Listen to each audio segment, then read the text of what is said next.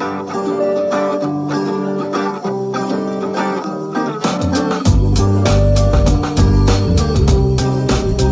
est en train de présenter les projets Picaré, des projets qu'on étudie tout au long de l'année, souvent en partenariat avec d'autres entreprises, ou des projets qu'on essaye de valoriser le plus possible. Alors nous avons travaillé sur l'Hyperloop, qui est un nouveau moyen de transport qui va à plusieurs centaines de kilomètres à l'heure, voire jusqu'à 1200 km à l'heure et à énergie positive.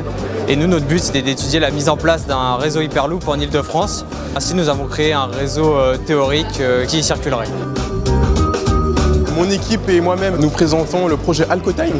C'est l'association d'une application mobile avec un dessous de verre numérique qui vous permettrait en soirée, après avoir consommé de l'alcool, de savoir combien de temps il faudrait-il attendre avant de reprendre la route, ainsi que votre taux d'alcoolémie actuel.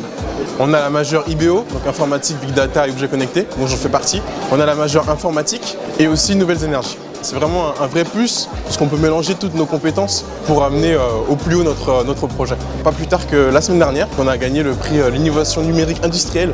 Donc on est très contents, on a travaillé pour ça toute l'année et on voit que nos efforts ont porté leurs fruits. Donc c'est magnifique. Notre projet, c'est le Plane Parking Assistance System. Nous garons des avions dans un hangar automatiquement en optimisant l'espace de ce hangar. Nous avons créé une plateforme avec deux algorithmes qui vont optimiser l'espace dans le hangar et qui vont calculer le plus court chemin pour garer l'avion. Et le robot qui est sur la maquette, du coup, va tracter l'avion jusqu'à sa place de parking.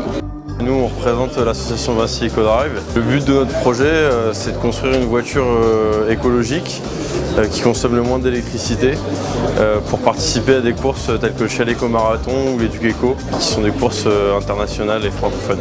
C'est un projet qui est transversal, tant dans les années que dans les écoles. Et donc c'est un projet qui est très captivant et passionnant.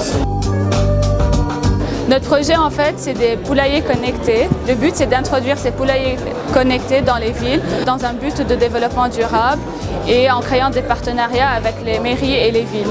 L'idée, c'est d'avoir une personne qui s'occupe du poulailler tout au long de la semaine.